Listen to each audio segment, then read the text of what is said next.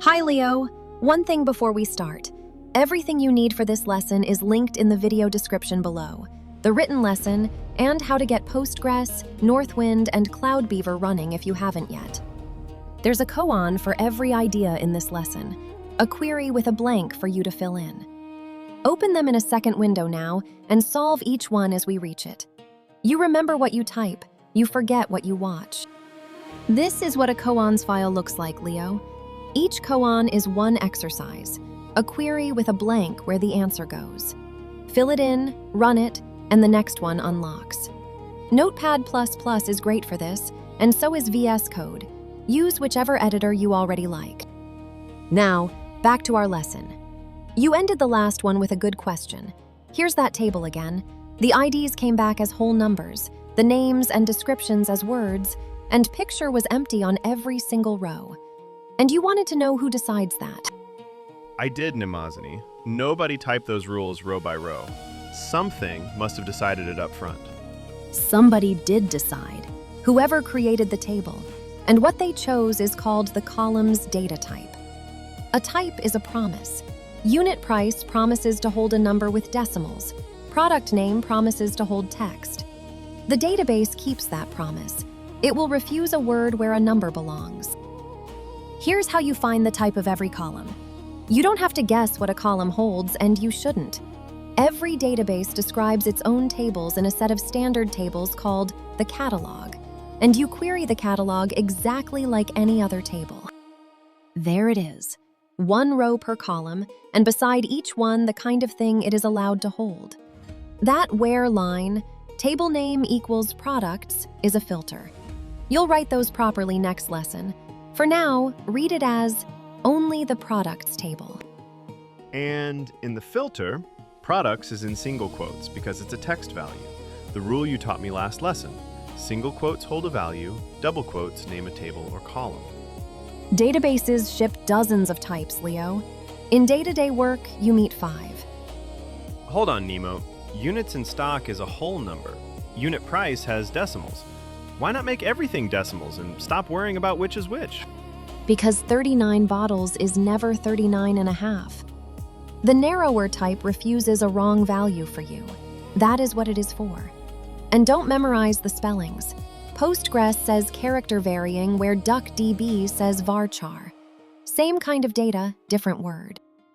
Dates are the type of data people get wrong most often, so look closely. Order date is not the text 2024-03-15. It is a point in time the database understands, which is why it knows March comes before April without comparing letters. Some people store dates as text anyway. That's a bad habit. You can no longer add 30 days to one, and the database will happily accept the 31st of February. So why does any of this matter? 3 consequences, and they cover almost everything you'll hit. Whether you quote it, whether you can do arithmetic on it, and how it sorts and compares. And that last one is often a real source of bugs. The first 2 I follow, but how it sorts, how does that turn into a bug? Picture a list of orders sorted biggest first, and the biggest order is sitting halfway down because the amounts came in as text. The report looks fine, nobody notices. That's how. Start with the easy one. A number is a number, so you can multiply it. Chai costs 18. Let's double every price. 18 becomes 36, 19 becomes 38. And notice that third column has no name. You asked for a calculation and never said what to call it, so the database made a heading up. Question mark? Column? That's the database admitting it had to invent something. Now try exactly the same thing on a name. The database stops you, and that error is not you doing something wrong, that's the type system doing its job. Multiplying a product name is meaningless, so it says so instead of inventing an answer. Here's where it gets interesting, Leo. Look at the postal codes of our German customers and tell me what type you'd have chosen for that column. You would have said number. Every one of them is digits, and postal code is still text. Look at Leipzig, 04179. Store that as a number and the leading 0 is gone. And 4,179 is not a postal code in Leipzig or anywhere else. So the test isn't, does it look like a number? It's whether you'd ever do maths on it. And nobody would ever add two postal codes together. That's the rule worth writing down. If you will never do arithmetic on it, it is not a number. Postal codes, phone numbers, order references, product codes, all text, however numeric they look.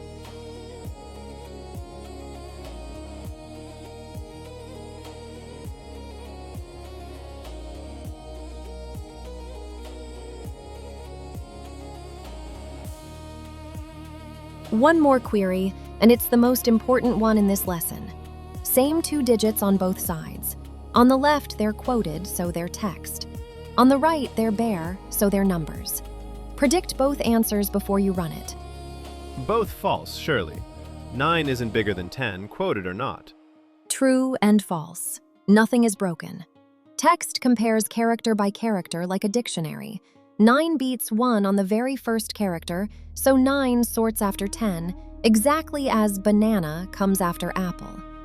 Numbers compare by value.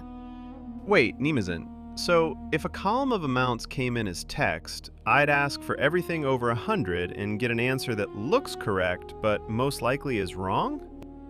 Exactly that, Leo. And that is where wrong answers that look right come from.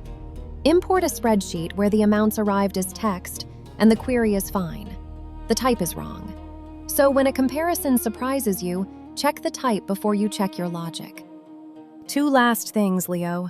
That last column, discontinued, is a Boolean. It answers a yes or no question, so its value is either true or false for every product.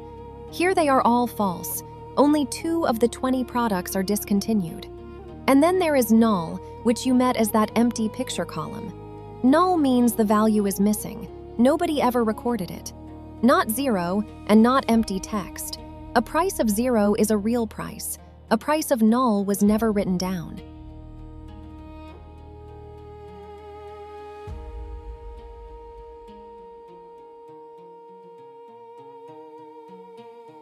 So, who decides what a column holds, Leo?